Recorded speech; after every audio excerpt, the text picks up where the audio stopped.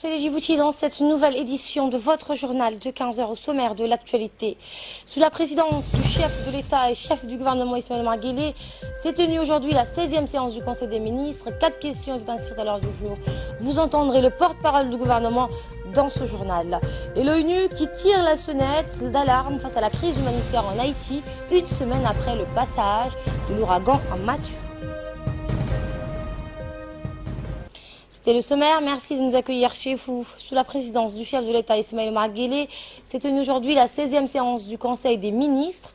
4 questions étaient inscrites à l'ordre du jour. La première est relative à un projet de loi de finances rectificatif portant sur le budget de l'État pour l'exercice 2016. La seconde question concerne un projet de loi portant approbation de l'adhésion de la République de Djibouti à l'accord relatif à la création de la Banque africaine d'import-export. La troisième question est un projet portant concession d'une parcelle de terrain au profit de Touch Road International Holding Group. Et la quatrième question concerne un arrêté portant attribution d'une zone de 160 hectares au profit du ministère délégué au logement. Et en fin de séance, les ministres ont fait un compte rendu au chef de l'État à leurs différentes missions à l'étranger. Le compte rendu nous est fait par le ministre des Affaires étrangères, également porte-parole du gouvernement, Mohamed Ali Youssouf. On l'écoute. La présidence du chef de l'État, son Excellence M. Ismaël Omar Guelleh, s'est tenue la 16e séance du Conseil des ministres en ce mardi 11 octobre 2016. Il est inscrit à l'ordre du jour 4 questions.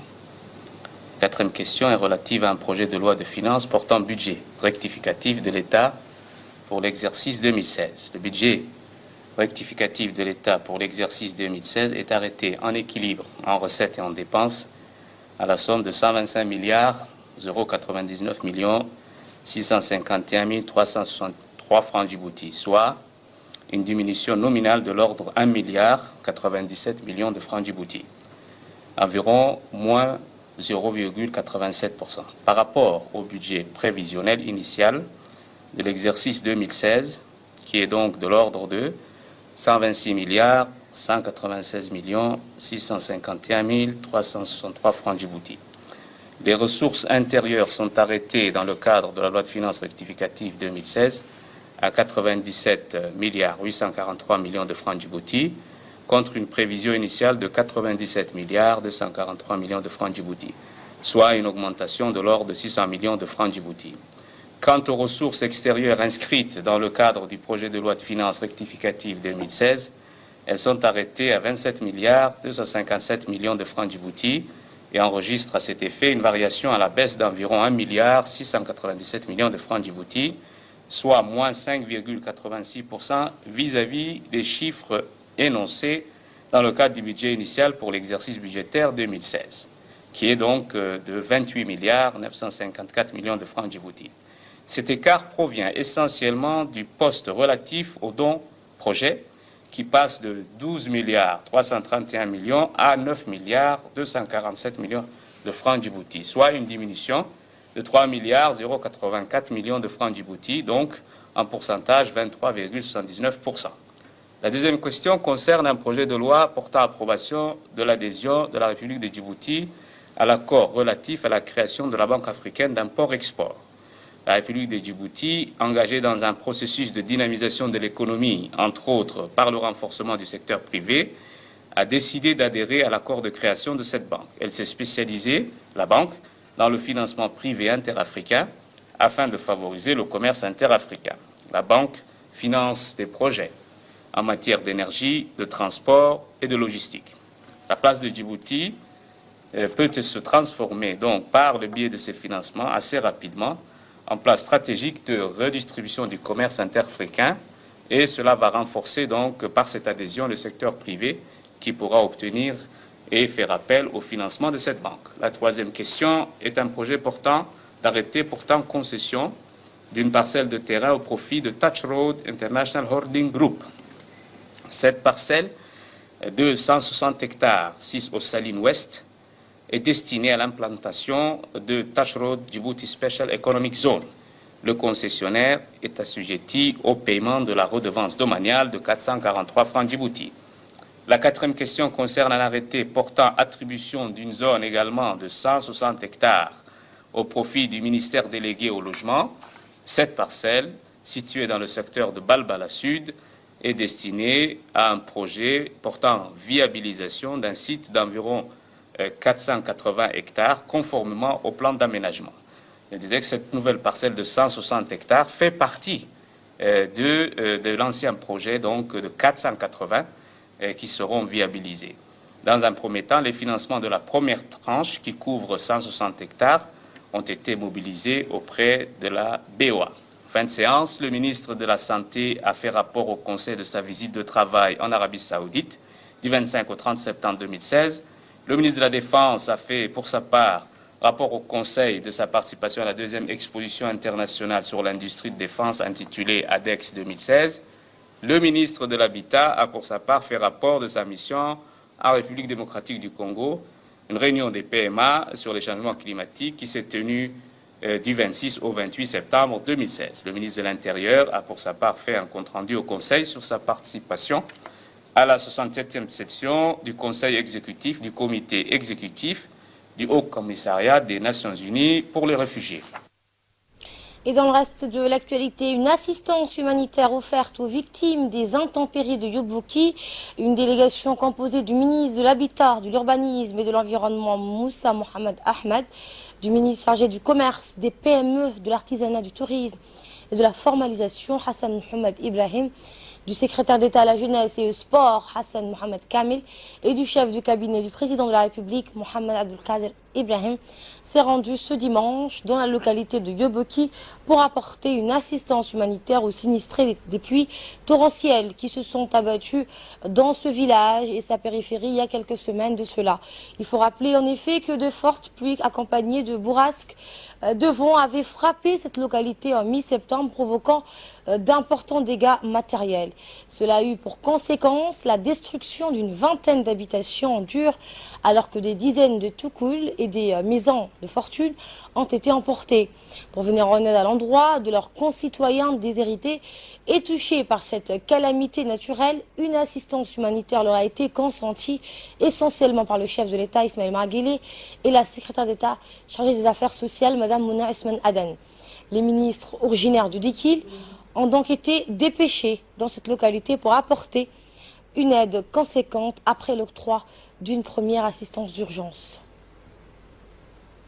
Et bien, à cette occasion, un lot de matériel composé principalement de matériaux de construction tels que ciment, tôle, planches, contreplaqué, mais aussi des vivres, des matelas, ainsi que des ustensiles de cuisine, des réchauds, des seaux ont été remis à chacune des familles affligées par cette catastrophe. Cet élan de solidarité gouvernementale a été beaucoup apprécié par les bénéficiaires qui, par ailleurs, n'ont pas caché leur grande satisfaction. Inauguration du siège de l'association GDS, à Dikil toujours, en marge de cette distribution de vivres et de matériel aux victimes des intempéries et toujours à Yobouki.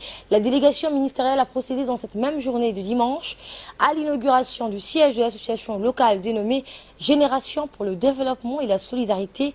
Il s'agit d'une infrastructure composée d'une salle servant de bureau pour le comité directeur de l'association, d'une bibliothèque et d'une salle multimédia visant à contribuer à l'épanouissement éducatif et culturel. Ciment, tôle, planches, contreplaqué, mais aussi des vivres, des matelas, ainsi que des ustensiles de cuisine, des réchauds, des seaux ont été remis à chacune des familles affligées par cette catastrophe. Cet élan de solidarité gouvernementale a été beaucoup apprécié par les bénéficiaires qui, par ailleurs, n'ont pas caché leur grande satisfaction. Inauguration du siège de l'association GDS, à Dikil toujours, en marge de cette distribution de vivres et de matériel aux victimes des intempéries et toujours à Yobouki. La délégation ministérielle a procédé dans cette même journée de dimanche à l'inauguration du siège de l'association locale dénommée Génération pour le développement et la solidarité. Il s'agit d'une infrastructure composée d'une salle servant de bureau pour le comité directeur de l'association, d'une bibliothèque et d'une salle multimédia visant à contribuer à l'épanouissement éducatif et culturel des jeunes de cette localité de Yobouki. Selon les responsables de cette association locale, ce projet a vu le jour grâce à l'appui de la société de transit Chab qui a financé les travaux de réhabilitation des locaux et surtout le secrétariat d'État à la jeunesse et au sport qui a fourni les mobiliers et les équipements tels que les matériels bureautiques, un téléviseur écran plat, un climatiseur ainsi que des livres de bibliothèque. Le secrétaire d'État à la jeunesse et au sport s'est en outre engagé à doter ce centre d'un abonnement à Canal+, dans le but de faciliter un meilleur accès à la culture aux jeunes de cette localité. Dadalado, qui signifie en français Génération pour le développement et la solidarité. Donc le siège qui comprend une salle multimédia où les enfants auront la chance de suivre des cours éducatifs prochainement, avec la promesse du secrétaire d'État à la jeunesse sport qui a promis de faire la connexion au, comment dirais-je, Canal+. Donc nous avons également la bibliothèque, une salle de bibliothèque. Cette salle ou infrastructure a été équipée grâce aux dons matériels du secrétaire d'État à la jeunesse, ici présent, que nous remercions encore une fois.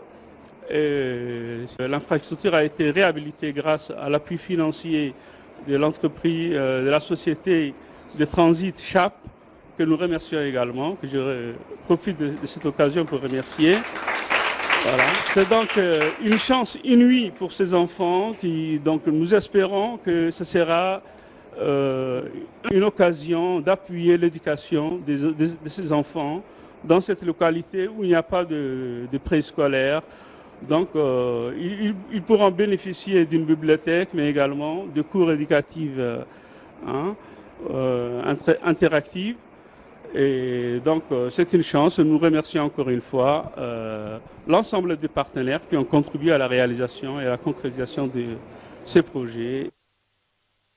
Également dans l'actualité, une délégation du ministère délégué chargé de la décentralisation est en mission de concertation et d'information dans les régions de l'intérieur. L'objectif est de recueillir les sentiments des populations et des responsables des régions sur le processus de décentralisation et de tirer un premier diagnostic. Après Alice Abié, la mission s'est rendue hier à Dikil. Elle a pu s'entretenir avec le préfet de la région, Mohamed Cheikh Hassan, et a ensuite eu une réunion de travail avec le président et les membres du conseil régional. Puis le président du conseil régional, Abdelrahman Younis Areh, et les membres de la mission de concertation et d'information ont conjointement organisé un atelier de réflexion sur la décentralisation qui a regroupé les élus locaux, les représentants des services déconcentrés et de ceux de la société civile. L'atelier fut animé par un consultant international spécialisé dans un développement local. À l'issue de cet atelier, plusieurs constats ont été établis et des propositions ont été formulées. Toutes les idées et recommandations formulées seront recoupées et reprises dans un même document par le ministre délégué auprès du ministère de l'Intérieur et chargé de la décentralisation. Écoutons les propos à ce sujet du président du conseil régional. Opérante dans la région dans notre région qui est une région un peu spéciale, région spécifique. Donc là, je pense que le temps, on l'a suffisamment donné pour que nous, en tant qu'élus, nous avons déjà signé notre présence sur le terrain. Alhamdulillah Rabbil Alamin. Salatu wa salatu ala Rasulullah sallallahu alayhi wa sallam. Nous sommes ici aujourd'hui, nous, les représentants du ministère délégué à la décentralisation. Nous sommes présents à Dikil pour une mission d'appui au processus de décentralisation. Cette mission, elle est dirigée par M. Amidou, consultant international, qui est là, assis à côté de moi. Donc elle consiste à faire des consultations auprès de vous, vous les élus locaux, vous les membres des associations de la société civile, les membres aussi des services déconcentrés. Qui s'est rendu à Obok, vous verrez les images tout à l'heure, mais avant on va retrouver l'appel à la prière et on se retrouve tout de suite après. Et par la suite, la même délégation qui s'est rendue chargée de la décentralisation, qui est en mission de consultation dans les régions de l'intérieur. Depuis, on le rappelle, ce samedi, elle s'est rendue donc cette fois au BOC. Objectif de cette tournée, recueillir les sentiments des populations et des responsables des régions sur le processus de décentralisation et de tirer un premier diagnostic. Elle a pu s'entretenir avec le préfet de la région, M. Hassan Dabali, et a ensuite eu une réunion de travail avec le président du conseil régional. Puis le président du conseil régional, Ali Ahmed Hassan, et les membres de la mission de concertation et d'information ont conjointement organisé un atelier de réflexion sur la décentralisation qui a regroupé les élus locaux, les représentants des services déconcentrés et ceux de la société civile.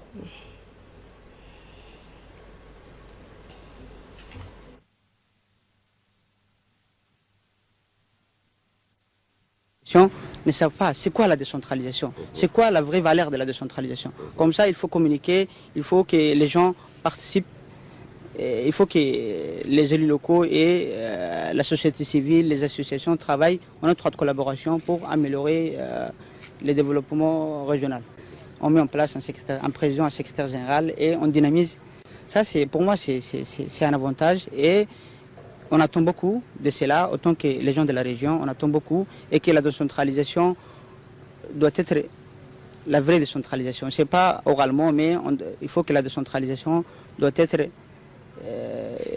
plus appliquée, plus concrétisée. Et on finit avec cette rencontre entre la presse et le nouvel ambassadeur de l'Union européenne à l'occasion de sa toute récente prise de fonction à la tête de la représentation de l'Union européenne à Djibouti. Monsieur Adam Koulash a fait ce matin un point de presse avec des journalistes des différents organes d'information du pays. Ce point de presse a été organisé peu après le partage d'un petit déjeuner offert par la mission de l'Union européenne.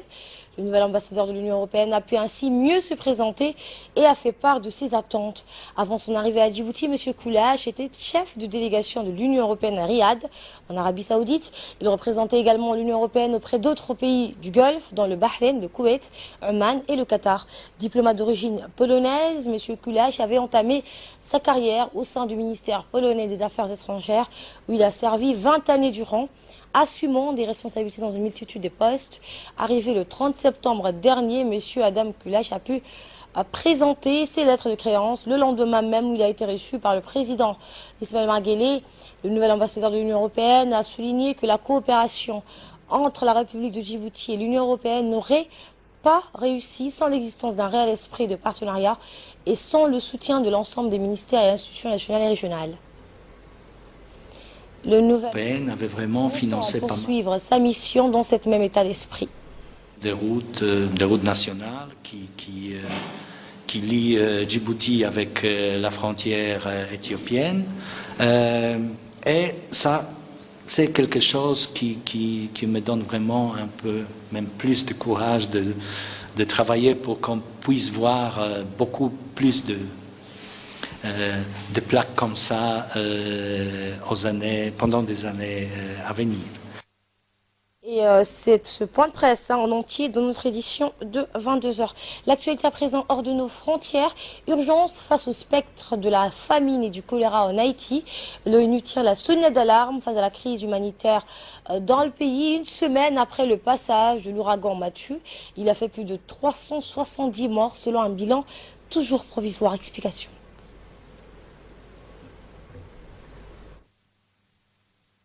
Les États-Unis ont lancé un appel d'urgence pour collecter 120 millions de dollars, environ 108 millions d'euros. Cette somme est destinée à couvrir les besoins des sinistrés pour les 3 mois prochains, car les dégâts sont immenses dans le sud-ouest du pays, dans des villes comme les Anglais, les Cailles ou Jérémy. Cette ville a été ravagée à 80% et 80% des maisons ont été détruites. Les plantations ont été également détruites. Le pays fait face à une famine assez aiguë puisque la péninsule du Sud est considérée comme le grenier d'Haïti, ce qu'a déclaré Pierre-André Dunbar, l'ambassadeur d'Haïti à l'ONU. Les récoltes ne s'annonçaient déjà pas bonnes après 3 années de sécheresse. Les camps ont été anéantis. Après 6 millions d'Haïtiens souffrent d'insécurité alimentaire. La situation est critique pour 1,5 million d'entre eux. Il s'agit du pire désastre humanitaire en Haïti depuis le séisme de 2010. D'après l'UNICEF, les enfants sont en première ligne. Un sinistré sur 2 est un enfant. 100 000 jeunes devraient également être privés d'école car 300 établissements scolaires ont été endommagés et les autres écoles ont été réquisitionnées pour servir d'abri d'urgence. Les autorités redoutent également la propagation du choléra qui pourrait faire de nouvelles victimes. L'épidémie sévit dans le pays depuis 2010. À l'étranger toujours, Angela Merkel promet une aide militaire et civile pour le Niger.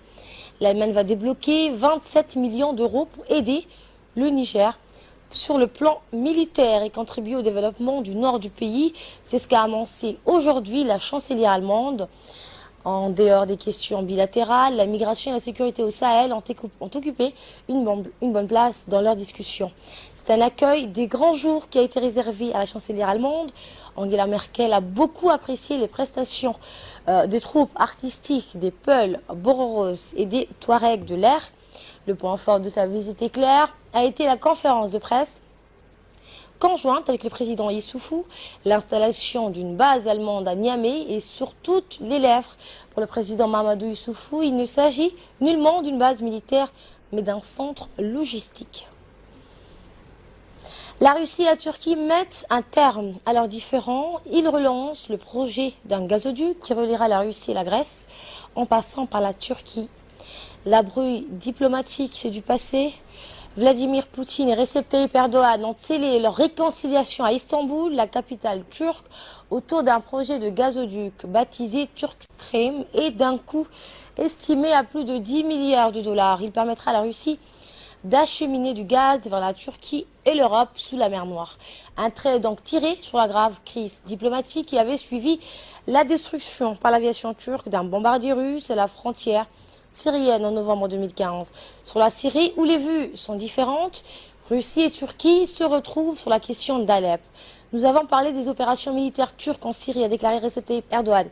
Et nous avons évoqué ce qui pourrait être fait de plus du côté de notre coopération, spécialement pour les gens d'Alep. Quelle coopération et stratégique appliquée pour amener la paix dans la région. Voilà, c'est le journal de la rédaction. Merci à vous de l'avoir suivi. Je vous retrouve dans une poignée de minutes pour le focus. Restez suivis. Place maintenant au focus et on va scénariser avec vous en Bangladesh où une jeune fille de 14 ans qui a été sauvée d'un mariage forcé à 14 ans. Elle s'appelle Radha Rani. Elle se bat aujourd'hui pour toutes les filles. Oui, effectivement, Asma Radha, 14 ans, a fait semblant de dormir pour pouvoir s'enfuir par la porte de derrière. Promise à un mariage forcé, cette jeune Bangladesh a réussi à échapper et depuis elle se bat pour toutes les filles du monde. Séquestrée dans la maison de son pauvre frère en attendant d'épouser l'un de ses amis âgés de 21 ans. Radha parvient à s'enfuir et trouve refuge chez sa mère, elle-même mariée à 12 ans et qui l'a protégée malgré les critiques. Parrainée par une ONG depuis son enfance, Radha se familiarise très tôt avec les droits de l'enfant et les risques des mariages forcés. Dans le monde, 15 millions de filles seront mariées cette année avant leurs 18 ans, soit toutes les 2 secondes. Au Niger, en Centrafrique, au Guinée, au Tchad et au Bangladesh, les 5 pays où les mariages précoces est les plus répandus.